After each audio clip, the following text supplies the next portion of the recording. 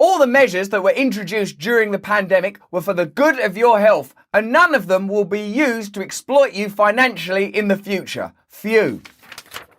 Ah!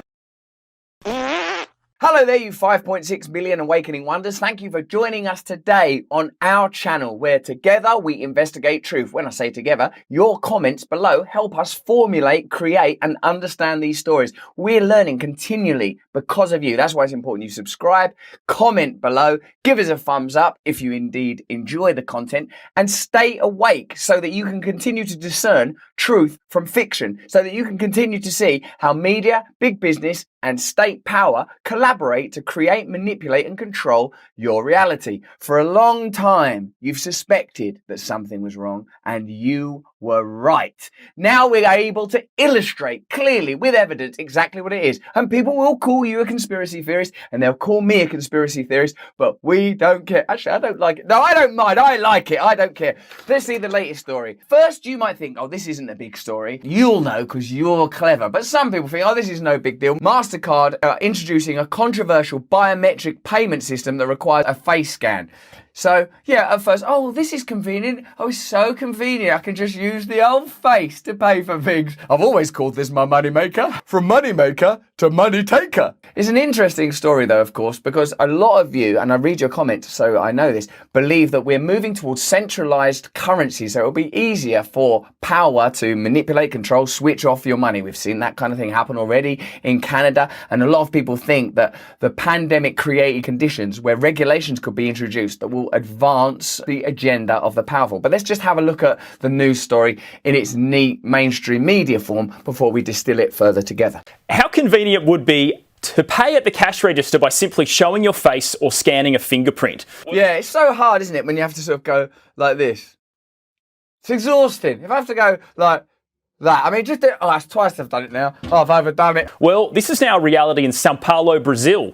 MasterCard has launched a pilot program at 5 grocery stores in the South American city where customers can authenticate their identity using their biometric information. To pay at the checkout, customers simply look at the terminal, which scans their face using facial recognition software. And if you want to give people a tip, you just place your genitals on the counter and allow someone there to slam their fist down onto your genitals and say, well done, you're an obedient little prisoner of the system. Well done. Have a penny. Have a penny. Have a penny. Take a penny. PIN, no tap and go, just a smile or a wave of the hand. A wave of the hand. What? This is Victorian England. Bye-bye freedom. Bye-bye right to choose. Bye-bye possibility of creating autonomous communities, trading independently. Bye. Ajay Bala is president of cyber and intelligence at MasterCard. It's a cool new technology. Cool, baby. This is what this is. It's so cool not to be free. And hibbity hop, I look at me, and hibbity do as I say. It's not cool, is it, to do all these things? Look,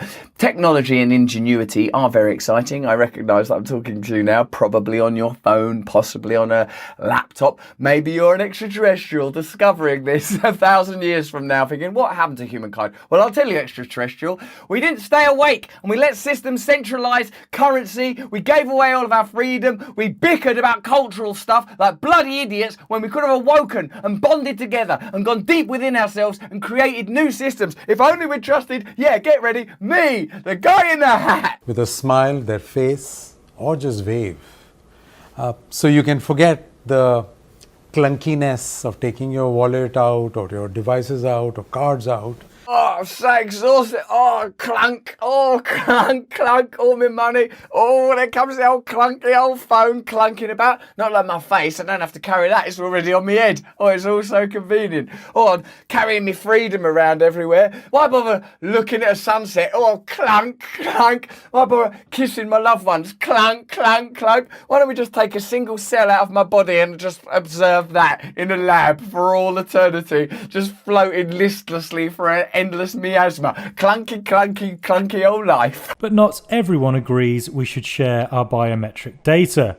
Amos Toh is a senior researcher with Human Rights Watch. So the uniqueness of our biometric identifiers presents unique harms. If they are being stolen, as part of a data breach, or if they are compromised in any other way, it's very difficult to recover that biometric identifier and to safely protect it again. If you lose your bank card, ain't it hard how many times you have to ring up a call centre and they send you their PIN number separately, you have to go to the cash machine and argue with that bloody little bastard thing. Takes hours and hours to give you a slip, send you out, right, meet you at the park after midnight, put a hat on, wear a red rose in your lapel. Imagine when it's like your biometric data that's being stolen by the government. How many times do you need to be told, like, oh, things is going to be convenient for you, and then down the line you realize, hold on a minute, you like nicking my freedom again? Like, how many times does dear Charlie Brooker have to make some dystopian vision of a hellish future before we start going, hold on a minute, are they actually doing this right now? The pilot program is an attempt by MasterCard to break into the contactless biometrics market, which is expected to be worth about $18 billion by 2026. Hey, we're MasterCard. We don't care about money. Don't be so vulgar. The scheme has raised concerns over customer privacy and how the data is collected and stored. MasterCard is rolling out a controversial program that will allow shoppers, that's what you are, you're a shopper, to pay at the till with a mere smile or wave of the hand, as it tries to secure a slice of the $18 billion biometrics market. While face recognition technology has long raised eyebrows, when you raise your eyebrows, it's another 50 pence. Oh, sorry, keep them still. Long raised eyebrows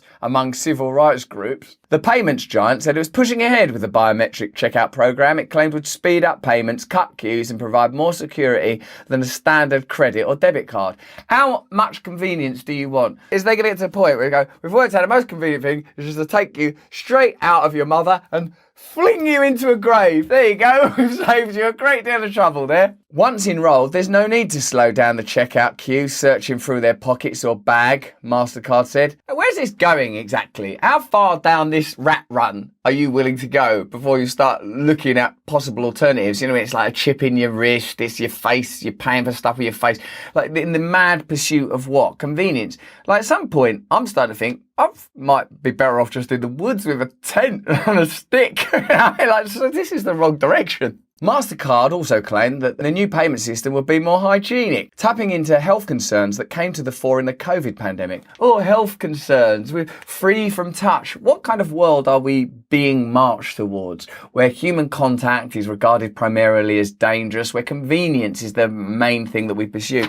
You know, we're told that we live at a time that is sort of beyond ideologies, this sort of late ideological state where we're beyond religion. And in a sense, we kind of are, because the ideals that are actually in practice are things that sort of don't inspire any purpose in you as an individual or as a collective. Convenience. And we worship you, O God of convenience. We've been turned into the external nodes of a system of technocracy that sees us primarily as data. Did you see the story we did about the CDC tracking people? Are you aware that this power, once introduced commercially for your convenience, means that now you can be tracked by the CDC, your face can be recognized, protest laws are being introduced that prevent you from protesting, and lockdown laws are being introduced that prevent you from leaving your house. I mean, I don't want to be a conspiracy theorist about this, but don't you see how this could create an inescapable net of power that closes in on you from every direction? So if ever you found yourself maybe not agreeing with the government, not agreeing with corporate power, not agreeing with the media, that you could just be shut down and switched off in an instant, nowhere to go, entirely enshrined in technology and convenience. The first pilots will launch in Brazil at 5 St. Marche supermarkets in Sao Paulo this week, with shoppers able to register for biometric payments in store or via an app with their local partner, Payface. Hello, it's me, Payface. What do I need to pay for today? The sins of the past, inexcusable negligence to stay awake as you are marched towards tyranny. That'll be £100. Thank you. Come again. A spokesperson for MasterCard said a UK rollout was part of its near-term plan. Oh, good. I live in that. And that the company was having encouraging conversations with potential partners. In the meantime, it will focus on launching the technology in markets including Latin America, the Middle East, Africa and Asia. So if you live in one of those continents or one of those countries, it's nice to know, isn't it, that you're being guinea pigs for a potential Western dystopia. The scheme is part of MasterCard's efforts to dominate the world, to enter the contactless biometrics technology market, which is expected to be worth $18.6 billion. Yeah, I know, I've been told it's going to be worth $18. Why must I care about $18.6 billion? I'm not going to get any of it, am I?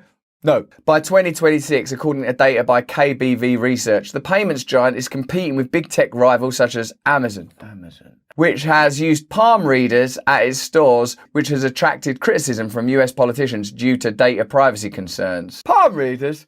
Oh, you've got a long lifeline, but I'm afraid that life's going to be spent in tyranny. Oh, you're going to have a long relationship. I don't want a long relationship.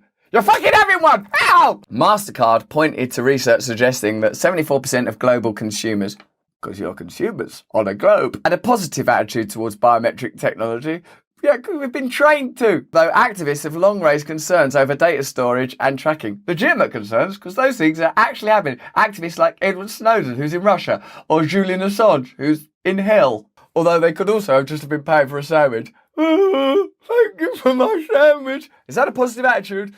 No, it isn't. Susie Miles, a partner at law firm Ashford. MasterCard themselves have recognised the data and security concerns that come with the use of biometrics. A password can be changed, your smile and wave cannot. If biometric data is hacked, then the risk of fraudulent activity could be considerably higher than current payment methods. Oh, it's worse. It's not more convenient, it's less convenient. So is there another reason? Well, we've heard about the $18.6 billion, but could capitalism be aligning with centralized state power to bring about situations where individual power is further diminished and reduced? Have you seen any examples of that over the last few years? Answer on a postcard. If you agree, just smile and wave. Oh. There are also debates about how the data could be used to track, screen or monitor unsuspecting consumers.